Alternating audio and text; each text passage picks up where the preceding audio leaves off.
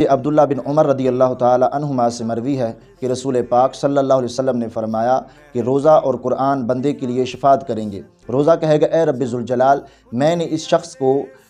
دن کے وقت کھانے پینے اور جماع وغیرہ سے روک دیا، اے رب ذوالجلال میری شفاعت اس کے حق میں قبول فرما۔ ایسے ہی قرآن کہے گا کہ اے رب ذوالجلال میں نے رات کو اس کو سونے سے باز رکھا، اے رب ذوالجلال میری شفاعت اس کے حق میں قبول فرما۔ یعنی روزہ کہے گا کہ اے رب ذوالجلال اس نے تیری رضا کے لیے مجھے رکھا، اے رب ذوالجلال اس نے نہ کھانے کی پرواہ کی، نہ پینے کی پرواہ کی، نہ ہی اس نے کوئی غلط کام کیا، اے رب ذوالجلال اس نے تیری رضا کے لیے مجھے رکھا اور تیری حکم کی فرما برداری کی۔ اے رب ذوالجلال آج میں شفاعت کر رہا ہوں کہ اس نے بھوک پیاس جو کاٹی تھی، اے رب ذوالجلال میری شفاعت اس کے حق میں قبول فرما۔ اے رب کہ تو بڑا ہے، اے رب ذوالجلال تو نے خود وعدہ فرمایا ہوا ہے کہ روزے کی جزا میں دوں گا، تو اے رب میری شفاعت اس کے حق میں قبول فرما۔ ایسے ہی قرآن مجید قرآن رشید کہے گا کہ اے اللہ اس نے سارا دن روزہ رکھا اور رات کو اس نے مجھے پڑھا یا اس نے مجھے سنا، اے رب ذوالجلال یہ تراویح پڑھتا رہا، اے رب ذوالجلال یہ مجھے سنتا رہا پڑھتا رہا، تو اے رب اس نے اپنی نیند جو یہ اس کی خاص ضرورت ہے، اور نیند کے بغیر جو ہے بندہ بیماری تک چلا جاتا ہے اگر زیادہ وہ جاگے، تو یا اللہ اس نے تیری رضا کی خاطر جو ہے مجھے پڑھا۔ قرآن اب شفاعت کرے گا، سفارش کرے گا اللہ کی بارگاہ میں کہ اے اللہ اس نے تیری رضا کی خاطر مجھے پڑھا مجھے سنا، اے رب ذوالجلال میری شفاعت جو ہے اس کے حق میں قبول فرما۔ تو اس طرح جو ہے روزہ اور قرآن جو ہے رسول پاک صلی اللہ علیہ وسلم فرماتے ہیں کہ وہ اللہ سے عرض کریں گے تو رب ذوالجلال جو ہے ان کی شفاعت قبول فرمائے گا۔ ایسے ہی بخاری اور مسلم میں حضرت ابو ہریرہ رضی اللہ تعالیٰ عنہ سے مروی ہے کہ رسول اللہ صلی اللہ علیہ وسلم فرماتے ہیں آدمی کے ہر نیک کام کا بدلہ 10 سے 700 تک دیا جاتا ہے۔ اللہ تعالیٰ نے فرمایا مگر روزہ کہ وہ میرے لیے ہے اور اس کی جزا میں دوں گا۔ رب ذوالجلال نے فرمایا کہ بندہ میری رضا کے لیے روزہ رکھتا ہے تو اس کی جزا بھی میں ہی دوں گا۔ بندہ اپنی خواہش اور کھانے کو میری وجہ سے ترک کرتا ہے، رب فرماتا ہے کہ اس کے سامنے کھانا پڑتا ہے، مگر میرا بندہ کتنا میرا فرما بردار ہے، میرے حکم کی تعمیل کر رہا ہے، میرا حکم مان رہا ہے کہ کھانا اس کے سامنے ہے، پینا پانی اس کے سامنے ہے، اور ہر طرح کی جو ہے سہولیات بھی اسے میسر، یہ کمرے میں ہو تو پھر بھی کھانا جو ہے اگر سامنے آ جائے اور وہ اکیلا ہو تو یہ پھر بھی روزہ جو ہے نہیں توڑتا، میرے حکم کی تعمیل کرتا ہے۔ تو رب فرماتا ہے کہ روزہ اس نے میری رضا کے لیے رکھا ہوتا ہے تو بدلہ بھی اس کا میں ہی دوں گا۔ ایسے سرکار فرماتے ہیں کہ روزہ دار کے لیے 2 خوشیاں ہیں، ایک افطار کے وقت اور ایک اپنے رب سے ملنے کے وقت۔ افطار کے وقت کس طرح کہ وہ سوچتا ہے جب وہ پہلا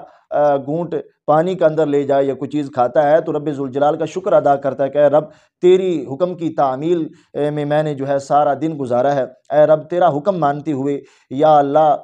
میرے سامنے کھانا تھا سب کچھ تھا مگر تیرے حکم کی تعمیل کی ہے، تو اس وقت اس کو ایک خاص خوشی نصیب ہو رہی ہوتی ہے کہ میں نے اپنے رب کا حکم مانا ہے۔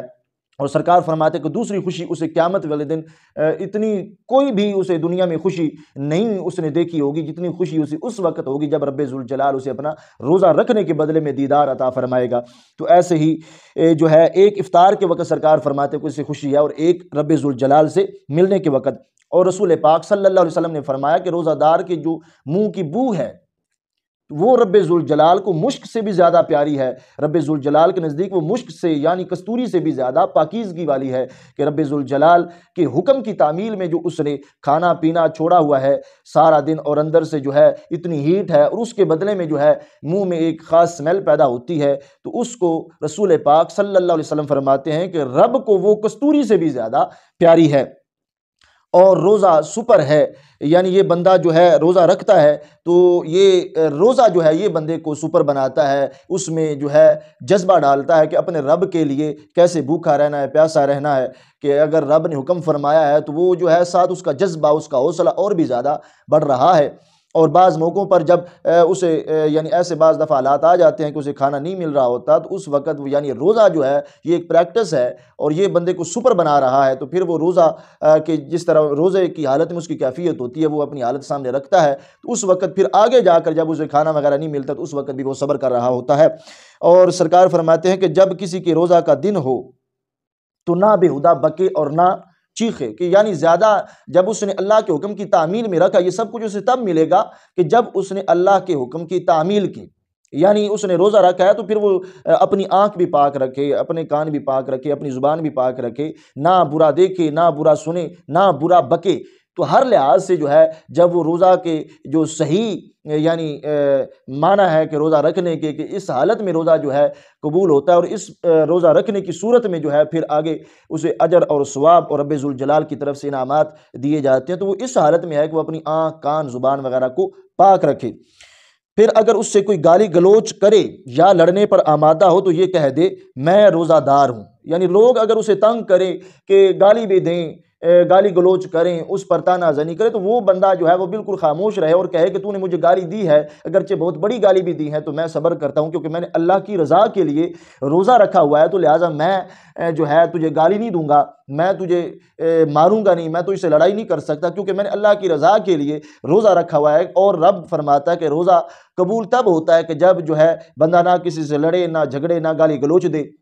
تو اس صورت میں جو ہے رسول پاک صلی اللہ علیہ وسلم فرماتے ہیں کہ وہ روزے کو صحیح معنوں میں سمجھے اور روزے کی جو شرائط ہیں اس کو پورا کرے۔ ایسے ہی رسول پاک صلی اللہ علیہ وسلم نے فرمایا کہ روزہ جو ہے یہ جہنم سے جو ہے آزادی، یہ جہنم کے آگے ایک ڈھال ہے، یعنی بندہ جو ہے جہنم میں نہیں جا سکتا اگر روزہ ڈھال بن جاتا ہے۔ اگر بعض گناہوں کی وجہ سے اسے یعنی وہ دیکھنا بھی پڑے تو رب ذوالجلال روزے کی برکت سے جو ہے اسے معاف فرما دے گا اور اس کا داخلہ جنت میں فرما دے گا۔ تو یہ میرے بھائیو روزہ جو ہے اس پر یہ سب کچھ دیا جا رہا ہے، تو یہ ذہن میں رکھنا چاہیے کہ روزے کا مقام، مرتبہ کیا ہے۔